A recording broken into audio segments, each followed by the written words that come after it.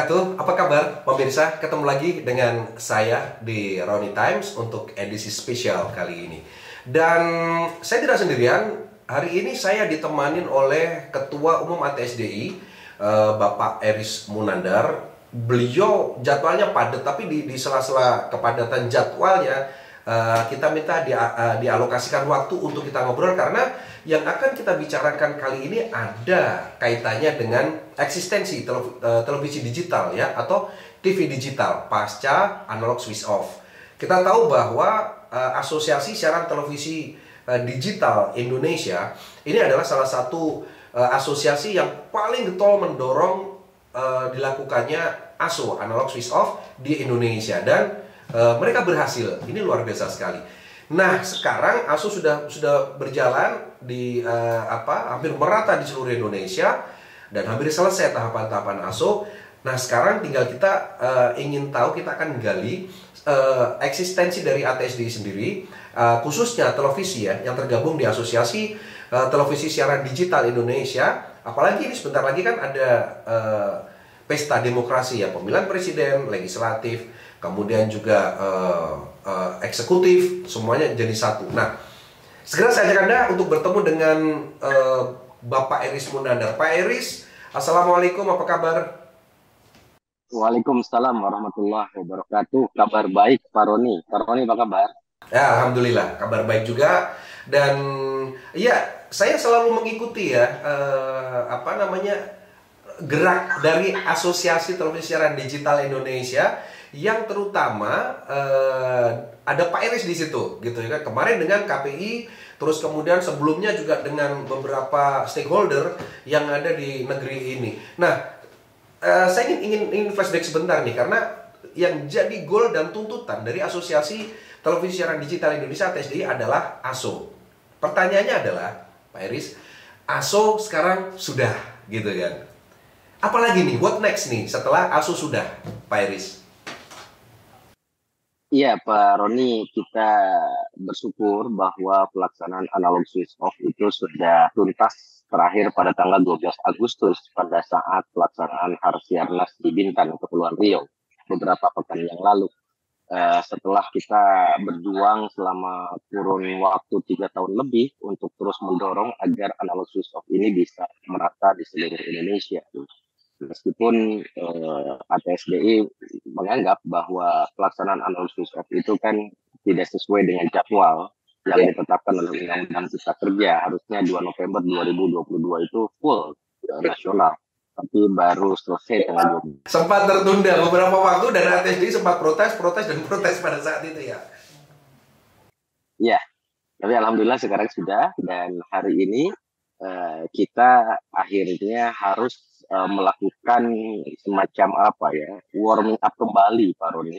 Ya, karena waktu kemarin kita fokus untuk mendorong bagaimana pemerintah bisa menyelesaikan proses analog switch off ini, gitu kan. Hari ini kita mendorong pemerintah untuk melakukan semacam penataan frekuensi di ranah digital terestrial. Ada beberapa para pemegang multiplexer yang belum memaksimalkan daya powernya, gitu kan. Nah, kemudian juga switch ke frekuensi yang tetap, gitu kan. Nah, ini kita akan dorong ini agar bisa segera tuntas sehingga masyarakat bisa lebih termanjakan kembali dengan kualitas siaran TV digital. Karena selama ini ada sebagian di beberapa daerah yang masih protes akibat penerimaan dari siaran televisi digital yang belum merata akibat power dari para pemegang multiplexing yang belum 100%, barangkali seperti itu. Itu yang pertama. Yang kedua, kita pun mendorong agar semangat dari TV digital ini kan diversity of content, keberagaman konten, diversity of ownership, keberagaman kepemilikan. Dan kita tahu bahwa salah satu campaign dari era TV digital ini kan teknologinya yang canggih, yang dimaknai dengan beragamnya channel-channel yang ada, gitu kan. Nah, sehingga kita mendorong agar tumbuh kembang kembali channel-channel baru di Indonesia ini, dan meminta kepada pemerintah untuk segera bisa membuka kembali proses perizinan yang sempat tertunda gitu kan, akibat gunjang-ganjing yang dulu gitu, Pak Roni. Dan 2 pekan yang lalu kita sudah melakukan meeting dengan Kementerian Komunikasi kaitannya tentang pasca analog switch off ini seperti apa. Ya, salah satunya kita membahas agar segera dibuka peluang-peluang usaha baru di beberapa daerah yang masih kosong atau channelnya masih sedikit gitu kan. Ya, dan Kominfo hari ini sedang menyusun kota-kota mana saja yang dianggap perlu untuk menambah channel-channel baru itu tersebut. Itu Pak Roni. Ya betul, dan data yang kami terima dari Litbang kami bahwa untuk saat ini yang sudah mulai dibuka peluang usaha di beberapa kota itu radio ya. Jadi perizinan radio sudah mulai dibuka, dan di SIM P3 pun itu sudah dimunculkan hal itu. Pak Iris, ada yang ini ya, ada dinamika yang terjadi. Ada dinamika yang terjadi nih. Selain ATSDI ya yang terus menggaungkan bahwa ini diversifikasi of content itu penting gitu ya. Tetapi di balik itu ada semacam hal yang berkebalikan, terutama yang dirasakan oleh TV-TV yang dulunya sih eksisnya di analog gitu ya. Tapi ketika mereka terjun ke dunia digital, terjun ke penyiaran digital, ini mulai mengeluh. Keluhannya apa? Iklannya yang berkurang dan lain sebagainya. Sementara kalau saya amati, ATSDI tidak ada keluhan atau tidak ada komplain yang seperti itu. Kenapa? Apa memang karena kue-kue itu dinikmati oleh ATSDI atau bagaimana, Pak Iris? Atau strategi yang harus bermain di situ? Iya, kue-kue dinikmati oleh teman-teman anggota ATSDI itu doa yang luar biasa dari Pak Roni. Mudah-mudahan itu menjadi doa terbaik gitu. Memang newcomer pemain-pemain televisi di industri TV digital ini yang baru-baru Pak Roni. Kemudian juga yang TV-TV lokal yang tadinya dari analog pindah ke digital. Terutama yang analog pindah ke digital itu perlu beradaptasi dengan nuansa era TV digital ini. Salah satunya adalah small office, kemudian juga landscape-nya berubah dan lain sebagainya berubah.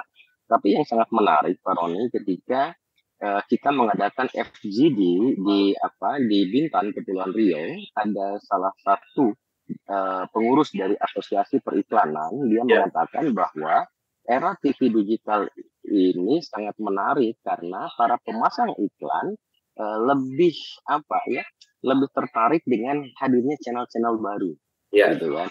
Nah, jadi ini semacam challenge bagi teman-teman TV digital atau newcomer di industri media ini untuk bisa memperbaiki kualitas programnya agar para pemasang iklan ini semakin menarik untuk placement di program-program TV digital, gitu kan. Karena kita agak sanksi kalau misalkan kualitas programnya tidak diperbaiki gitu kan, mana ada gitu kan para pemasang iklan yang mau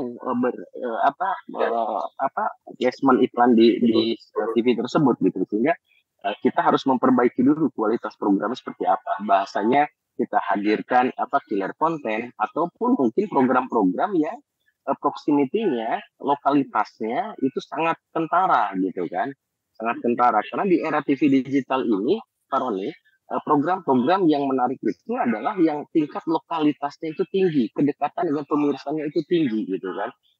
Sudah jemu masyarakat Indonesia dengan tayangan-tayangan Jakarta sentris gitu kan.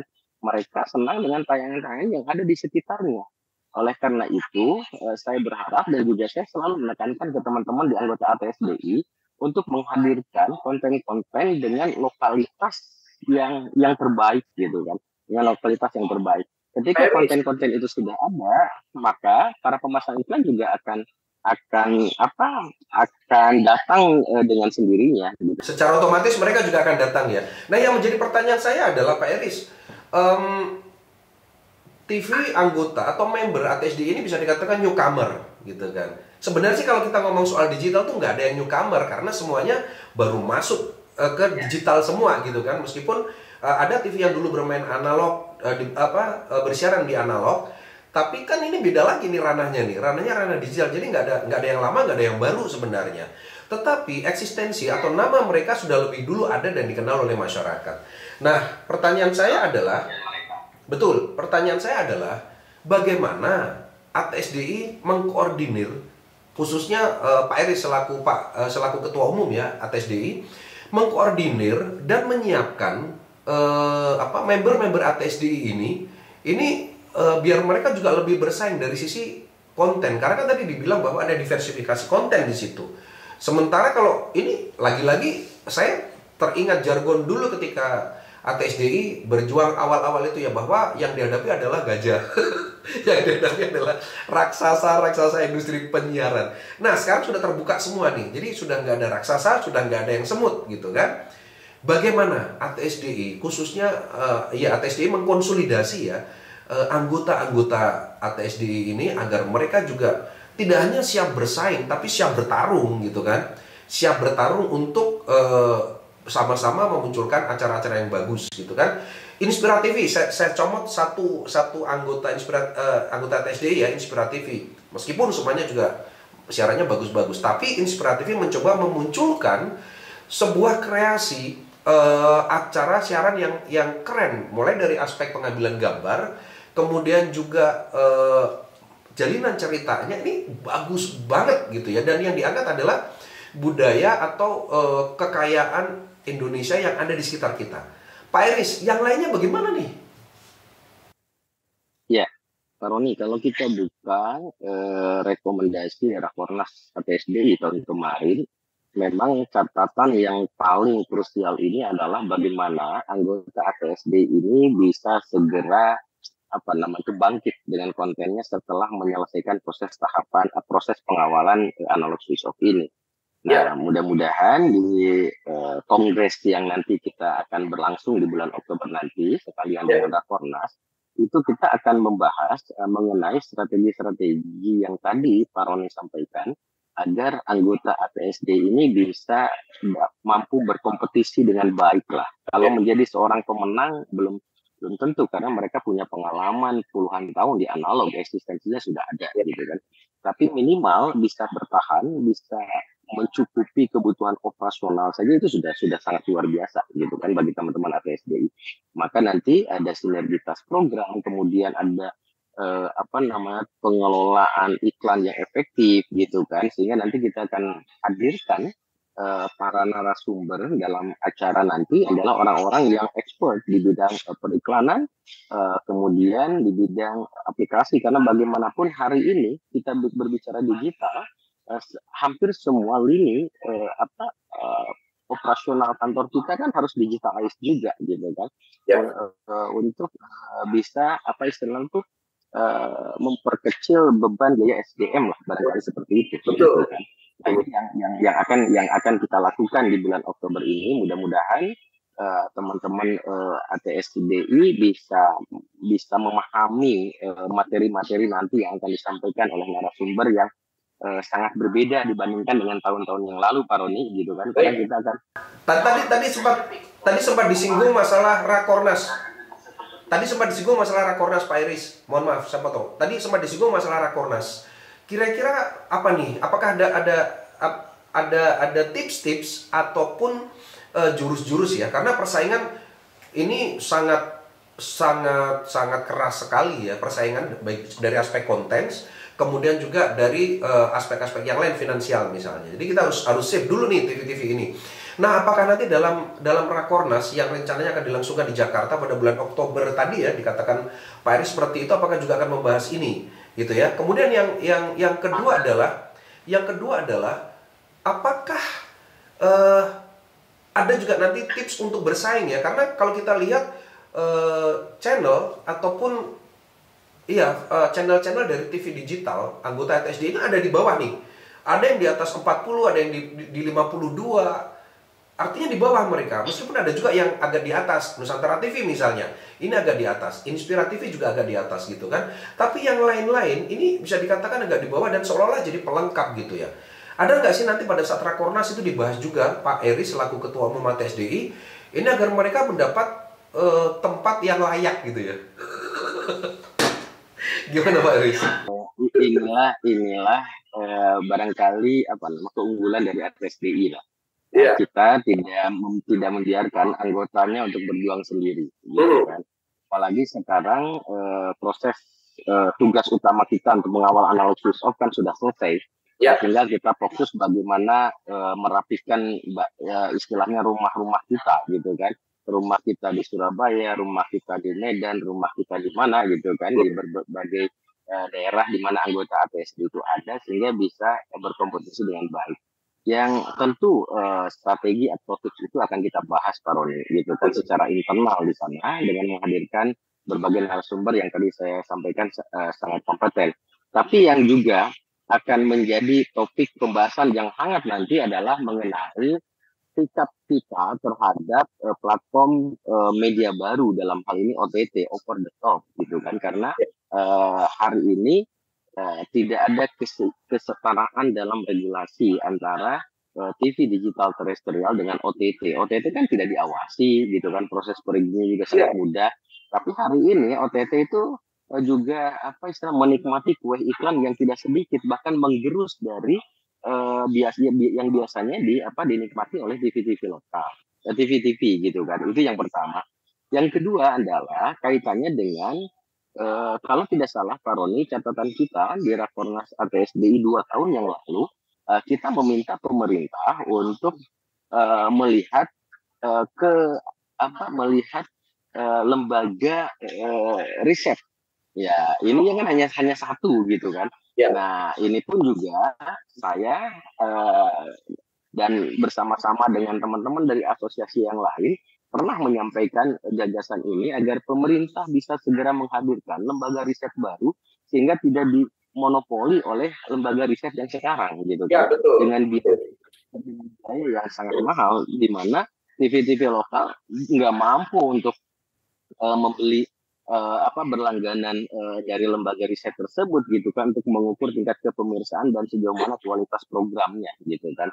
Nah, jadi berbagai faktor ini saya menamakan bagaimana agar teman-teman anggota ATSD itu membangun semacam ekosistem, gitu kan.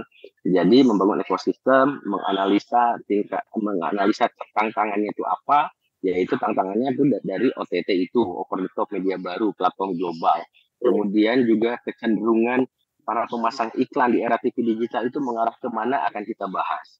Kemudian sinergitas program di antara anggota ATSDI supaya lebih efektif akan seperti apa akan kita bahas, gitu kan. Kemudian pengelolaan iklan untuk didistribusikan ke anggota ATSDI pun juga ini menjadi topik yang akan kita bahas di Rakornas nanti, gitu kan, yang sekaligus dengan Kongres 5 tahunan, Pak Ron.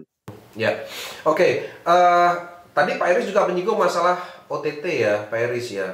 Meskipun nanti akan dibahas dalam kongres, kita akan gali lebih in-depth nanti ya, ketika kita berbicara tentang kongres OTT. Pak Iris, realita dan fakta bahwa tadi disampaikan Pak Iris juga, OTT ini bebas-bebas aja, gitu kan.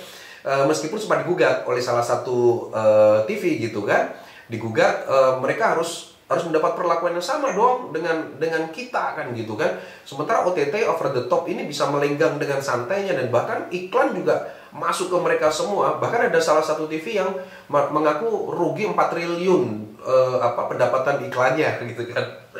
Oke, nah TV digital sendiri, TV digital utamanya membernya ATSDI, apakah nanti juga mereka juga disiapkan untuk benar-benar bisa fight, gitu ya, melawan OTT, gitu, dalam tanda kutip bersaing yang sehat tentu saja.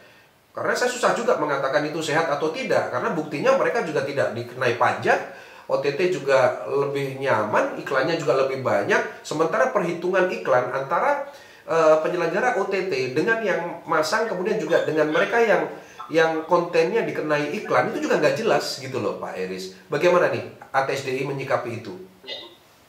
Makanya sikap ATSDI yang kita sampaikan kepada pemerintah agar OTT ini segera diatur berbarengan dengan revisi Undang-Undang Penyiaran yang hari ini sedang berjalan, sehingga frase istilah penyiaran di Undang-Undang Penyiaran 32 tahun 2002 ini harus diperluas dengan penyiaran menggunakan basis internet, gitu kan. Itu jadi kita harus berbicara mengenai regulasi yang OTT ini, gitu ya. Kalau regulasi OTT ini ketat, sama dengan media mainstream seperti televisi digital terrestrial ini, saya pikir kita masih bisa bersaing gitu kan, kita masih bisa bersaing karena Pak Roni bisa dibayangkan saja hari ini yang menayangkan satu program itu kan kita dipelototi oleh KPI, dipelototi oleh lembaga sensor film, oleh undang-undang perfilman dan lain sebagainya gitu kan. Sedangkan OTT kan hanya dipelototi oleh satu undang-undang ITE misalkan begitu kan. betul. Nah, ini yang harus kita selesaikan terlebih dahulu gitu kan. Kemudian mampukah kita ya kalau misalkan teman-teman punya keseriusan untuk terjun di industri media ini, ya saya punya keyakinan dengan era digital ini segala sesuatu bisa menjadi low cost gitu kan, sehingga biayanya itu bisa di switch untuk meningkatkan kualitas programnya gitu kan, karena Pak Roni di era TV digital ini kan konten is king gitu kan. Jadi kalau kontennya tidak dikelola dengan baik gitu kan, hanya ala kadarnya, ya itu sangat sulit untuk menggait para pemasang iklan gitu kan, seperti itu. Oke, artinya bahwa benar-benar bisa membuat konten yang bisa bersaing ya Pak Eris ya, untuk khususnya untuk member ATSD ini ya. Nah pertanyaannya adalah bagaimana untuk membuat sebuah konten yang bagus itu Pak Eris? Apakah ada bimbingan langsung dari ATSDI atau ATSDI memberi kebebasan berekspresi lah untuk kru-krunya TV-TV anggota ATSDI untuk memberikan memunculkan kreativitasnya sehingga tercipta konten-konten yang bagus, atau bagaimana Pak Iris? Ya, dari sisi regulasi kita pernah mengadakan sekolah P3 SPS yang diikuti oleh hampir 80 insan penyiaran yang ada di ATSDI. Tapi kan itu kaitannya tentang pakemnya gitu kan, membuat sebuah program. Tapi bagaimana membuat program yang berkualitas, ya tentunya juga nanti ada treatment tersendiri, Pak Roni, baik itu lewat training, lewat peningkatan kapasitas insan penyiaran di teman-teman produksi yang ada di ATSDI. Itu juga nanti kita akan mencoba untuk menghadirkan profesional lah ya, untuk bisa mengklik sebuah program itu bisa menarik pemirsa itu seperti apa gitu. Itu nanti kita akan hadirkan di samping dengan mungkin kita hari ini sedang berusaha untuk melakukan jejaring dengan konten-konten dari luar yang bisa tayang di Indonesia gitu kan, supaya ya itulah yang disebut dengan killer kontennya gitu kan. Dan kita akan berupaya untuk memilah mana konten yang bisa sesuai dengan budaya dan karakter masyarakat Indonesia. Masyarakat menginginkan adanya konten yang berbeda gitu ya. Apalagi ada gebrakan, ada munculnya TV-TV baru yang tentu saja ditunggu-tunggu nih. Ini kontennya seperti apa. Jangan sampai ketika nanti mereka melihat, waduh saya penasaran dengan TV baru, ternyata cuman segitu-segitu aja gitu kan. Oke, baik. Itu harapan kita semuanya, tentu saja bisa memberi semacam pembeda gitu ya. Jadi hadirnya TV-TV member ATSDI, Asosiasi Siaran Televisi Digital Indonesia, Asosiasi Televisi Siaran Digital Indonesia ini bisa memberikan warna gitu kan bagi dunia penyiaran atau dunia pertelevisian di Indonesia. Sekarang saya ingin ke Rakornas yang rencananya akan diadakan pada bulan Oktober. Pak Eri, semangat apa yang ingin dibangun oleh ATSDI? Karena ketika sebuah asosiasi atau organisasi melakukan rapat koordinasi nasional, pasti dong ini nanti akan memunculkan atau outputnya ini pasti sesuatu yang luar biasa. Bisa dikasih bocoran nggak kita? Iya, saya sudah menyampaikan sedikit tadi Pak Roni di awal bahwa Rakornas yang sekarang kita mau ditingkatkan menjadi kongres karena 5 tahunan itu Pak Roni, kita akan lebih banyak membahas mengenai masalah strategi dan teknis gitu kan, bagaimana agar teman-teman media yang ada di ATSD ini bisa bersaing dan berkompetisi dengan baik di industri media televisi ini gitu kan. Seperti apanya dan siapa yang akan kita hadirkan, yaitu nanti kita lihat ke depannya. Tapi yang jelas dalam forum 3 hari tersebut kita akan menggodok gitu kan, membekali seluruh anggota ATSDI agar ketika pulang ke daerahnya masing-masing dia bisa menerapkan berbagai macam strategi dan tips bagaimana mengelola media, manajemen media, meningkatkan kapasitas produksi, menghadirkan kualitas tayangan yang bagus gitu kan. Nah itu yang akan kita bahas. Jadi akan jauh lebih lebih teknis mungkin kan seperti itu. Gitu. Oke, dan ini semua siapa yang nanti akan hadir? Apakah semua sampai anggota atau hanya stakeholder aja atau decision maker di masing-masing televisi anggota ATSDI, Pak Iris? Ya kita berharap selain para penanggung jawab juga akan kita libatkan para bagian program dan bagian marketing yang harus hadir karena dua departemen itu program dan marketing itu kan nyawa dari sebuah proses manajemen televisi gitu kan. Khawatirnya nanti kalau misalkan penanggung jawabnya yang hadir itu kan di tengah kesibukannya kan kadang-kadang suka nggak fokus itu para owner gitu kan. Ya makanya yang fokus itu karyawannya, manajer programnya atau manajer marketingnya yang bisa menikmati sajian berbagai macam materi nanti yang akan disampaikan oleh para pembicara nanti para owner. Oke, baik. Pak Iris, sayang sekali waktu kita habis.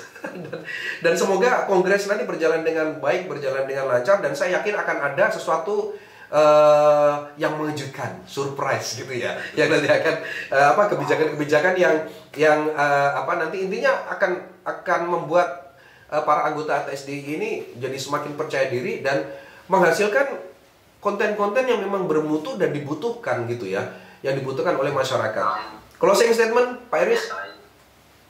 Ya, selain itu tentunya kita berharap agar dalam kongres nanti bisa terpilih pengurus yang bisa lebih baik lagi, bisa solid gitu kan, bisa menjaga kebersamaan. Karena Pak Roni hari ini sudah ada lebih dari 20 televisi lokal analog yang sudah berhijrah ke digital ingin bergabung dengan ATSDI.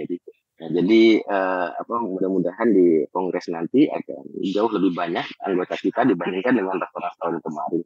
Ya, saya berharap mudah-mudahan ini angin segar bagi kebangkitan industri televisi digital, khususnya para anggota ATSDI itu sendiri bisa berkompetisi dengan baik menghadirkan konten yang berkualitas. Gitu.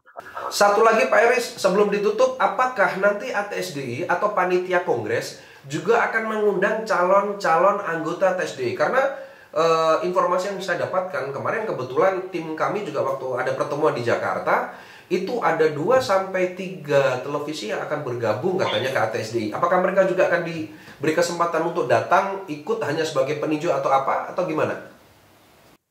Ya, hari ini kita sedang verifikasi karena ada 20 televisi dari hampir 10 provinsi, Pak Roni, gitu kan, yang bergabung dengan kita.